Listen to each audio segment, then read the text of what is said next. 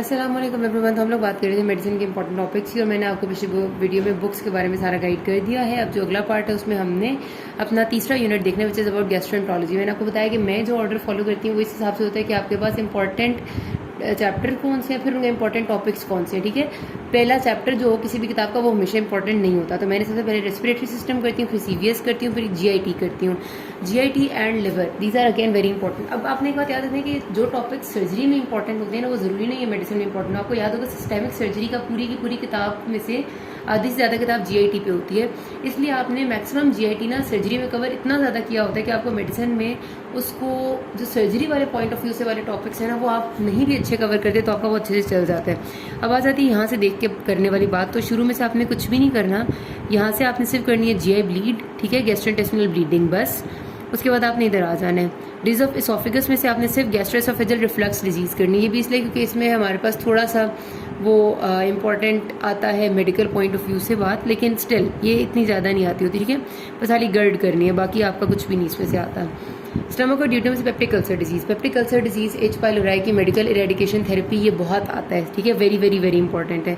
And then tumour of the stomach को एक दफ़ा ज़रूर पढ़ना है। इंटेस्टिन की डिजीजेस में से ना आपने coeliac disease is very important, ठीक है, मैल एब्जॉर्प्शन में आती है। और सीलिक के साथ ही आगे थोड़ी और मैल एब्जॉर्प्टिव डिजीज है, विपल्स है और एक दो और है, वो आपने सारी देख लेनी है। सीलिक तो आती ही आती है, ठीक है, सबसे ज़्यादा आती है अगर है इसमें से कोई चीज़ तो पेप्टिक अल्सर डिजीज और सीलिक डिजीज आती है, तो इसको आपने बहुत अच्छे से कर लेना है। उसके बाद आपके आते हैं जो tumours of the small intestine है उनको रीड देनी है। यहाँ पर ना हमारी इधर सर्जरी में इन्फ्लेमेटरी बाउल डिजीज़ और आईबीएस ये दोनों बहुत इंपॉर्टेंट है मेडिसिन में से चीज़। सर्जरी में आपकी इन्फ्लेमेटरी बाउल डिजीज़ और आईबीएस उतने ज़्यादा इंपॉर्टेंट नहीं है। आईबीडी चलो उसमें इंपॉर्टेंट है मेडिसिन में, सर्जरी में, क्योंकि उसमें आखिर में आपने गट रिजेक्शन करनी होती है। लेकिन इसकी सबसे ज़्यादा जो इंपॉर्टेंस है ना इन्फ्लेमेटरी बाउल डिजीज़ की भी और आईबीएस की मेडिसिन में है। तो आपने ये दो टॉपिक्स आपके मेडिकल पॉइंट ऑफ व्यू से बहुत अच्छे करने हैं। ठीक है, जो मैं कह रही हूँ बहुत अच्छे करने, peptic ulcer disease, coeliac disease, ये दोनों, तो इन पर आपने ध्यान खास देना है। उसके बाद कॉलन में आपका ऑलमोस्ट कोई ऐसा टॉपिक नहीं है जो बहुत ज़्यादा इंपॉर्टेंट हो इसके हिसाब से, ठीक है। और फिर आपने एक्यूट पेनक्रेटाइटिस कर देना है बस। अच्छा, अब आ जाता है हेपेटोलॉजी। इसे याद रखना कि पूरी जीआईटी एक तरफ है और हेपेटोलॉजी एक तरफ है। उसूलन जीआईटी लिवर का साथ ही होने चाहिए, लेकिन हमारे पास लिवर में से टॉपिक्स करने वाले ज़्यादा हैं as compare to whole GIT. तो भी मैं आपको बताती जाती हूँ कि आपने स्टार्ट करने से सबसे पहले एक्यूट लिवर फेलियर अच्छे से करना है, ठीक है, बहुत अच्छे से करना है। जॉन्डिस आपको आना चाहिए, खासतौर पे मेडिसिन में आपका जो पहले दो तरह के जॉन्डिस होते हैं, pre hepatic jaundice and hepatic jaundice, they are important. Ascites का सवाल आता है, एसाइटीज़ में से हेपेटिक एनकेफेलोपैथी का लास्ट टाइम एसईक्यू आया हुआ था, और वेरिसियल ब्लीडिंग का भी आपको पता होना चाहिए, ठीक है। Liver cirrhosis is very very very very important in medicine. Portal hypertension is again extremely important. फिर वायरल हेपेटाइटिस में मैंने आपको बताया ये है पुरानी बात, इसमें कोई नई बात आपको नहीं मिलेगी, आपको आती है। लिवर एब्सेस, कभी भी किसी किस्म की भी एब्सेस आ सकती है, तो इसको आपने देखना है। एल्कोहलिक लिवर डिजीज़ है, non alcoholic fatty liver disease, ये दोनों भी बहुत ज़्यादा आने वाली चीज़ें हैं, ठीक है, लेकिन उतनी ज़्यादा नहीं जितनी पोर्टल हाइपरटेंशन और सिरोसिस है, ये बहुत ज़्यादा है। अच्छा, आगे आ जाए ऑटो इम्यून में, तो ये जो हमारे पास है ना ये भी तीनों के तीनों आते हैं। Auto immune hepatitis, primary biliary cholangitis and primary sclerosing cholangitis, ये भी अक्सर आ जाते हैं, तो आपने इनको नहीं भूलना, ठीक हो गया। मतलब इसमें कोई है ही नहीं कि आपने इनको छोड़ सकते हैं। जो लिवर की ट्यूमर्स हैं इसमें से जो रिस्क फैक्टर्स हैं वो अक्सर सवाल आ जाते हैं, risk factors of liver tumours. Inherited disease में से हीमोक्रोमेटोसिस और विल्सन्स का पता होना चाहिए, ज़रूरी नहीं है इन पे सवाल आए, बट समटाइम्स एमसीक्यूज तो आते हैं। देन उसके बाद आपका इससे आगे कुछ भी नहीं है, ठीक है, यही है। हेपेटोरीनल सिंड्रोम आपका शुरू में कहीं पर इनमें से इन जगहों में लिखा हुआ है, वो आपने अच्छे से कर लेना, उसका अलग से सवाल आ जाता है। अच्छा जी, जीआईटी के बाद मैं हमेशा ना एंडो करती हूँ, क्योंकि एंडो डायबिटीज़ हो जाए तो फिर लगता है बहुत बड़ा पार्ट हो गया। इसके बाद जब इन्फेक्शियस नेफ्रो हो जाती है ना फिर तो बहुत ज़्यादा हो जाता है। मेडिसिन इसमें ज़रा ज़्यादा होती है, जैसे आपको टाइम लगता है, बट स्टिल ये मैं मेडिसिन 1 और 2 की वो किए बगैर, मतलब दोनों का एक अलग अलग टॉपिक्स या चैप्टर्स किए बगैर मैं आपको बता रही हूँ कि मैं किस ऑर्डर को फॉलो करती थी। क्योंकि ज़ाहिर है जब आपने वैसे तैयारी करनी होती है तो आप ये मैं नहीं सोचती थी कि मेडिसिन 1 या 2, मैं एक ऑर्डर फॉलो करती थी कि पहले मैं बड़े चैप्टर्स करूँगी और फिर छोटे करूँगी, तो इसलिए मैं इस ऑर्डर को करती हूँ। जब आप मेडिसिन 1 और 2 की अलग अलग करते हो तो ज़ाहिर है आप उनमें से भी स्क्रीन कर लेते हैं। अच्छा, एंडो में से आपको क्योंकि टाइम इतना ज़्यादा नहीं होता कि आप बहुत ज़्यादा चीज़ें करो, थायराइड में से सिर्फ आपने थायरोटॉक्सिकोसिस, हाइपोथायराइडिज्म और ट्रांजिएंट थायराइडाइटिस करना है बस। मैंने इसके अलावा कभी कुछ नहीं किया। रिप्रोडक्टिव सिस्टम में से सिर्फ आपने करना होता है ये डिलेड प्यूबर्टी, प्रिकॉशंस प्यूबर्टी, सारा आपका उसमें भी आया हुआ होता है। अपना पीड्स में भी आता है, ये आपका गायनी में भी आता है, ठीक है। उसके साथ साथ आप कर लेते हैं यहाँ से PCOS गायनी वाला। टर्नर्स और क्लाइन फिल्टर्स का आपको पता होना चाहिए, इसका ऐसे क्यों नहीं आता। पैराथायराइड में से ना हाइपर और हाइपोकैल्सीमिया दोनों का आपको पता होना चाहिए। प्राइमरी, सेकेंडरी और टर्शरी हाइपर पैराथायराइडिज्म क्या होता है, ठीक है। इसके डिटेल क्वेश्चन तो नहीं आते, लेकिन MCQs आते हैं। एड्रीनल में से सिर्फ कुशिंग्स और फियोक्रोमोसाइटोमा, दैट्स इट, और कुछ भी नहीं करना होता। और उसके बाद जो आपका हाइपोथैलेमस और पिट्यूटरी है, इसमें से आपने एक्रोमेगाली एंड डायबिटीज इंसिपाइडस करना है। और मेन सिंड्रोम जो है ना, मल्टीपल एंडोक्राइन न्यूप्लेजिया, ये भी पता होना चाहिए। अच्छा, ये डायबिटीज़ का चैप्टर है, पूरा अलग चैप्टर है, इसलिए कि ये बहुत इंपॉर्टेंट है। अगेन डायबिटीज़ की definition, criteria to diagnose the diabetes क्या होगा, और डायबिटीज़ के लिए मेडिसिन कौन सी हैं, ठीक है। मैनेजमेंट में मतलब उसकी जो सारा प्रोसेस आता है, जिसमें पेशेंट एजुकेशन है, उसके अलावा ड्रग्स कौन सी और इंसुलिन कौन कौन सी टाइप की होती है, ठीक है। ये सारी ड्रग्स के नाम, बेसिकली ड्रग्स के नाम नहीं, जो ड्रग्स की वो है हमारे पास बेसिकली ग्रुप्स है ना, ग्रुप्स के नाम, और हर ग्रुप के अंदर 2 ड्रग्स के नाम, ये आपका आता होता है सवाल, ठीक है। कि इनलिस्ट द 5 या 6 ग्रुप्स ऑफ एंटी डायबिटिक्स, और उसके अंदर 2 एग्जाम्पल्स दें, तो वो याद करना आपने। मैकेनिज्म ऑफ एक्शन बेशक ना याद करें, और इंसुलिन कौन कौन सी टाइप की आती है हमारे पास, वो आपने याद करनी होती है। ये बहुत इंपॉर्टेंट बात होती है। शुरू में से आपका डायबिटिक कीटोएसिडोसिस और हाइपोग्लाइसीमिक हाइपरओस्मोलर कोमा हाइपोग्लाइसीमिया, तीनों चीज़ें, तीनों की मैनेजमेंट, क्योंकि तीनों पे सवाल आता है आपका। और कॉम्प्लिकेशंस ऑफ डायबिटीज़ अगेन, ठीक है, ये सारी एंड में। डायबिटिक फुट का सवाल आता है, अक्सर नेफ्रोपैथी का सवाल आता है, तो इस वजह से ये आपको पता होना चाहिए। न्यूरोपैथी कम आती है, नेफ्रोपैथी, रेटिनोपैथी और डायबिटिक फुट से आता है। अच्छा जी, उसके बाद मैं करती हूँ इन्फेक्शियस डिजीज़ का चैप्टर। इन्फेक्शियस वाले में से ना, क्योंकि शुरू में कॉन्टेंट्स में नहीं अलग अलग डिजीज़ लिखी हुई, तो मैं आपको आगे से बताती हूँ। नेक्रोटाइजिंग फिशाइटिस, एक्यूट डायरिया, वॉमिटिंग, शुरू से ये करना है। उसके बाद आपके सीधे आ जाए वायरल इन्फेक्शंस पे, ठीक है। अच्छा, अब वायरल इन्फेक्शंस में आपने ये सारे ना इन्फेक्शियस डिजीज़ आपको बहुत बोरिंग सा लगेगा, क्योंकि इसमें कुछ ऐसी चीज़ें जो नहीं है, बाकी सब पुरानी, और जो नई वाली हैं और वो क्वेश्चन में वही ज़्यादा आती हैं, तो अपने उन पर ध्यान देना है। मीजल्स पुराना है, एक नज़र देखने वाली। चिकन पॉक्स पुराना, शिंगल्स या हर्पीस जूस्टर पुराना, मम्स पुराने, ठीक है। ये इन्फेक्शियस मोनोन्यूक्लियोसिस का सवाल आता है, अच्छे से करना है, ये हमने पहले अच्छे से नहीं किया हुआ होता। साइटोमेगेलोवायरस यहाँ बहुत ज़्यादा आता है, इसको अच्छे से करना है, ठीक है, इसकी मैनेजमेंट को और डायग्नोसिस को। येलो फीवर भी ऑलमोस्ट किया हुआ है, पुराना है, कोई नई बात नहीं है। और हर्पीस सिम्प्लेक्स पुराना है।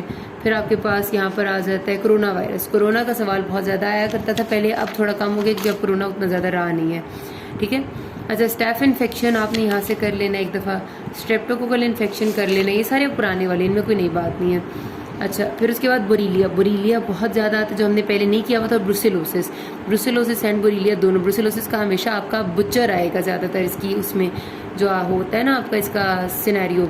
बोरीलिया का इन्फेक्शन वो सिनेरियो बहुत ज़्यादा आता है। ये वो चीज़ें जो पुरानी हमने नहीं की हुई थी, इनको अच्छे से करना है, ठीक है। Leptospirosis very very very important, again इसका बहुत ज़्यादा सिनेरियो आता होता है, ठीक है। ये आपने अच्छे से करने वाले हैं, जो पहले नहीं किए हुए, इनको ऊपर से नहीं गुजारना। टाइफाइड पैराटाइफाइड पहले भी किया हुआ, कोई नई बात नहीं है। क्लॉस्ट्रीडियम प्रेफरेंसेस नहीं करना।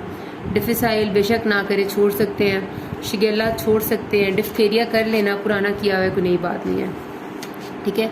लेप्रेसी एक नज़र देखना है, आता नहीं होता वैसे, मतलब लेप्रेसी कभी भी नहीं आया ऑलमोस्ट। अच्छा, फिर मलेरिया वेरी इंपॉर्टेंट। मलेरिया की वही बातें है, पुराना ही है, लेकिन ट्रीटमेंट और सब कुछ आता है।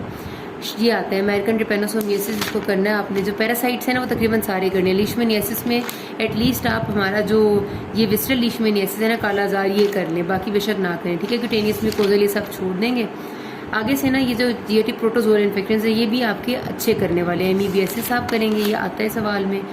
अच्छा, उसके बाद एनकाइलोस्टोमा, स्ट्रोंगोलाइट्स, एस्करिस, ये सारे छोटे छोटे हैं, इनको एक नज़र ना सारों को ही देखना है बस। इसके बाद ऑलमोस्ट ख़त्म हो गया, ठीक है, आगे कुछ भी नहीं करना। तो यहाँ पर ये वाला भी हो गया। हाँ, और उसके एंड से ना कैंडिडियासिस कर लेंगे आप, जो हमारा इन्फेक्शियस है। अच्छा, उसके बाद आ जाता है हमारे पास ये वाला चैप्टर, जिसमें clinical biochemistry metabolic medicine, basically metabolic disorders वाला चैप्टर है। इसमें से आपने सिर्फ hyponatraemia, hypernatraemia, hypokalaemia, hyperkalaemia, metabolic acidosis, metabolic alkalosis, बस ये करना है।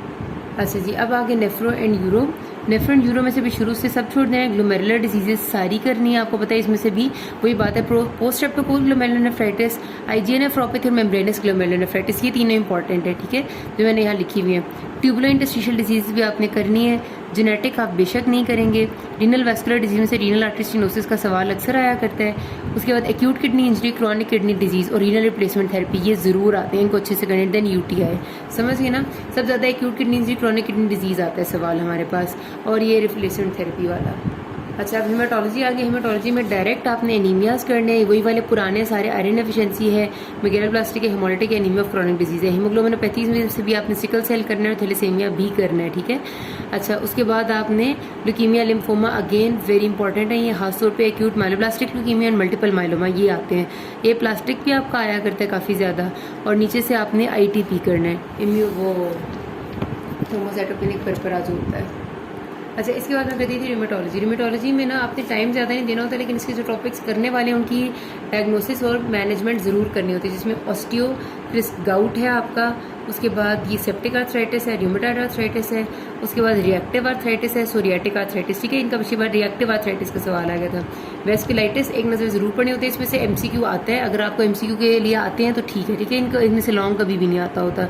और SLE is very very important, ठीक है। एंकाइलोजिंग स्पॉन्डिलाइटिस इसमें बहुत इंपॉर्टेंट है, चैप्टर के बीच में लिखा हुआ है।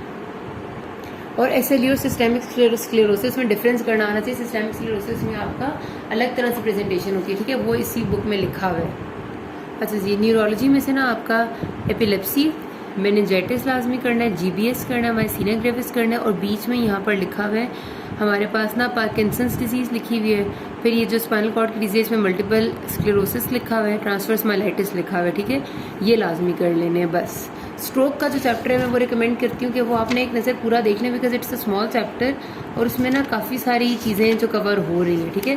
तो बेसिकली हेमरेजिक स्ट्रोक में इंपॉर्टेंट बात ये है ना कि आपको हेमरेजिक स्ट्रोक में और जो दूसरा स्ट्रोक होता है आपका इस्कीमिक स्ट्रोक, उसमें डिफरेंस करना आना चाहिए और उन दोनों की अलग अलग मैनेजमेंट आनी चाहिए। और फिर आपके पास इसी चैप्टर में स्ट्रोक में जो आखिरी वो है एक टॉपिक है वो भी आना चाहिए, ठीक है। अच्छा, ये वाला आपका सारा बता चुकी मैं। आप आखिरी टॉपिक वो सब एरेक्नॉइड हेमरेज, ठीक है। मतलब ये तीनों स्ट्रोक में बहुत इंपॉर्टेंट है। इसके बाद आ जाती है साइकाइट्री और डर्मा। साइकाइट्री और डर्मा पूरे करने होते हैं, बिकॉज वो दोनों चैप्टर्स बहुत छोटे हैं, उसमें भी इंपॉर्टेंट टॉपिक्स हैं। अब डर्मा में आप डिजीज़ को ऊपर से एक नज़र देख ही लें, सारों को MCQ भी आता है कोई ना कोई। और साइकाइट्री में अगर देखा जाए तो आपको पता है कि मेनली मूड डिसऑर्डर्स में जैसे शिज़ोफ्रेनिया बहुत इंपॉर्टेंट है। इसी तरह पीछे से कोई होगा आपका सब्सटेंस मिसयूज़ वगैरह तो इम्पोर्टेंट नहीं है। मतलब कुछ हैं ऐसी चीज़ें जो ज़्यादा आती हैं और वो देख के ही समझ आ जाती हैं, वरना इसको सारा कर लें तो अच्छा है, ठीक है। तो यहाँ पर बात खत्म होती है। Medicine is ended. किसी कोई भी मसला होता है you can ask me. Thank you.